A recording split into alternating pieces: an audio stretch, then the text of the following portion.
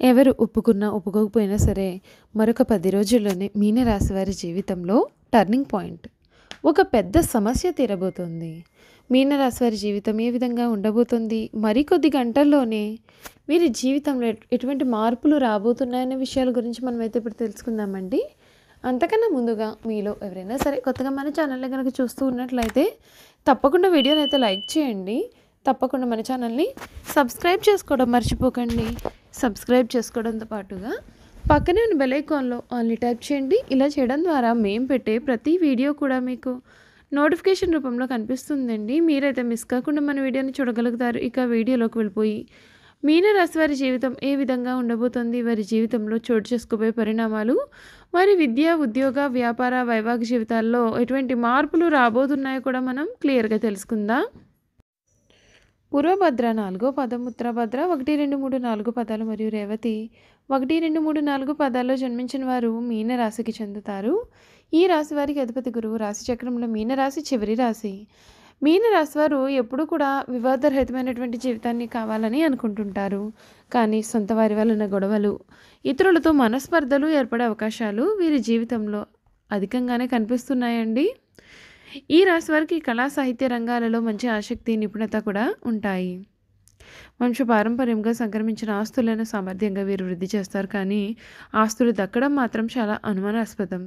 బంధువర్గము తండ్రిని మోసగించి నష్టపరిచే అవకాశాలు కూడా వీరి జీవితంలో కనిపిస్తున్నాయి. ఈ రాశి వారికి ఈ సమయంలో అంటే మీన రాశి వారికి ఈ సమయంలో తగిన జాగ్రత్తలు తీసుకున్నట్లయితే వీరి జీవితం చాలా ఆనందకరం అయ్యే అవకాశాలు అయితే ఉన్నాయండి. మీనరాశి వారికి ఈ సమయంలో వారి జీవితంలో ఒక వ్యవహారంలో మీకు పెద్దల యొక్క ఆశీస్సులు దక్కుతాయండి.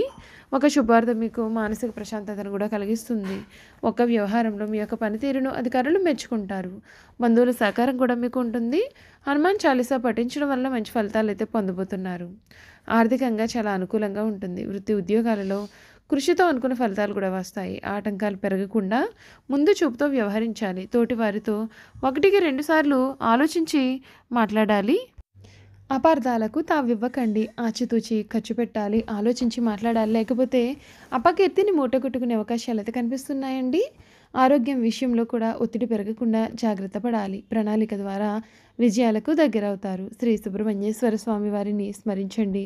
మీకు అన్ని విధాలుగా కూడా అనుకూల ఫలితాలు అయితే లభిస్తాయని చెప్పడంలో సందేహం లేదు. ఈ రాశి వారికి ముఖ్యంగా ఈ సమయంలో అంటే 2024 ప్రారంభ దశలో ఉన్నప్పటికీ కూడా నూతన సంవత్సరంలో గురుడు ప్రభావంతో ఈ రాశి వారికి అన్ని రంగాల్లో కూడా అద్భుతమైనటువంటి ప్రయోజనాలు కలగబోతున్నాయి. మీ యొక్క వ్యాపార సంబంధాలు మెరుగుపడతాయి. మీ కుటుంబ సభ్యుల కోసం జీవితంలో చాలా మంచి పనులను కూడా మీరు చేస్తారు. కొత్త ఏడాదిలో పెండింగ్లో ఉన్నటువంటి ప్రాజెక్టులను పూర్తి చేయగలుగుతారు. ఆధ్యాత్మిక రంగం పైన ఆసక్తిని కూడా పెంచుకుంటారు. భగవంతుని అనుగ్రహం కారణంగా మీకు అంత మంచి జరగబోతోంది. ఆ భగవంతుడి యొక్క ఆశీర్వాదం కూడా మీకు లభిస్తుంది. కొత్త ఏడాదిలో మీనరాశి నుండి శనిదేవుడు 12వ స్థానంలో సంచారం చేయబోతున్నాడు. శనిగ్రహ ప్రభావంతో మిశ్రమ ఫలితాలు పొందనున్నారు. విదేశాల్లో ఉద్యోగం కోసం ఎదురు చూసేవారు మంచి ఫలితాలను పొందవచ్చు. విదేశాల్లో వ్యాపారం చేయాలి అని అనుకునే వారికి కూడా ఈ సమయంలో సానుకూలమైనటువంటి ఫలితాలు అయితే వస్తున్నాయండి. మీరు ఆరోగ్యం పట్ల శ్రద్ధ వహించాలి. శని కారణంగా మీ ఖర్చులు పెరగవచ్చు. కొత్త ఏడాదిలో డబ్బుకు సంబంధించినటువంటి విషయాల్లో కొంచెం జాగ్రత్తగా ఉంటే మంచిది. ఎవరికైనా సరే డబ్బులు అప్పుగా ఇవ్వడం మానుకోండి. రాశి చక్రానికి అధిపతి అయినటువంటి బృహస్పతి సంవత్సర ప్రారంభం నుండి కూడా మీ యొక్క 2వ ఇంట్లో ఉంటాడు. మీ కుటుంబాన్ని రక్షించడం మరియు మీ స్వరంలో మాధుర్యాన్ని ఉంచడం, ఇది డబ్బు ఆదా చేయడంలో మీకు సహాయం చేస్తుందండి. మీరు మీ యొక్క అత్తమామలతో మీ సంబంధాలను మెరుగుపరుస్తారు. మీ వృత్తిపైన దాని యొక్క ప్రభావం కూడా సానుకూలంగా ఏర్పడే అవకాశాలు అయితే కనిపిస్తున్నాయండి. మీకు విదేశీ ప్రయాణంలో ఇది సహకరిస్తుంది మరియు మీరు విదేశాలను సందర్శించే అవకాశాలను కూడా అందివ్వనుంది. మీ యొక్క ప్రత్యర్థులపైన మీ యొక్క పట్టును బిగించి పోటీలను గెలవడంలో మీకు సహాయపడుతుంది. మీనరాశి ఫలాలు 2024 ప్రకారం చూసుకున్నట్లయితే కనుక మీ మొదటి ఇంట్లో రాహువు సంచారం మరియు మీ 7వ ఇంట్లో కేతువు సంచరించడం వలన రాహు ఏడాది పొడవునా కూడా ఇక్కడ ఉంటాడు. ఇది పరస్పర సంబంధాలలో సమస్యలను సృష్టించే అవకాశాలైతే కనిపిస్తున్నాయి. మీ స్నేహితులు మాట్లాడే సరైన మాటల విషయాల గురించి మీకు భయంగా అనిపించవచ్చని గుర్తుంచుకోండి. కానీ మీరు కొన్ని భారీ నిర్ణయాలు తీసుకోవడం ద్వారా అందరినీ కూడా ఆశ్చర్యపరిచే అవకాశాలైతే కనిపిస్తున్నాయండి. చూసారు కదండి, మీనరాశి వారికి ఏ విధంగా ఉండబోతోంది, వీరి జీవితం ఏ విధంగా మారబోతోంది, వీరికి ఎటువంటి అదృష్టం కలగబోతోంది కూడా తెలుసుకున్నారు కదా. ఇక వీరి గుణగణాలు, వీరు చేయాల్సినటువంటి జాతకపరమైన పరిహారాలు కూడా తెలుసుకుందాం. మీనరాశి వారు స్వసిద్ధంగా చాలా మంచివారు. ఏ విషయాన్ని కూడా రహస్యంగా దాచుకునే ఆలోచన వీరికి ఉండదు. రహస్యంగా దాచుకోవడం అంటే వీరికి చేత కాదు అని కూడా చెప్పవచ్చండి. మీనరాశి వారు చూడడానికి ఆవేశపరులుగా కనిపిస్తారు, కానీ వీరికి దుష్టబుద్ధి ఏమాత్రము కూడా ఉండదు.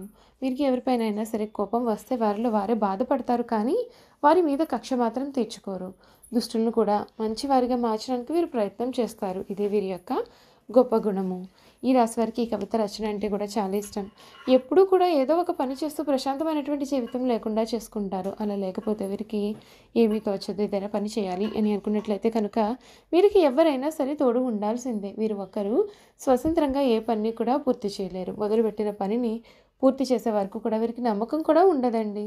మీన రాశి వారికి మానసిక ఆందోళనలు కూడా అధికంగానే ఉంటాయి.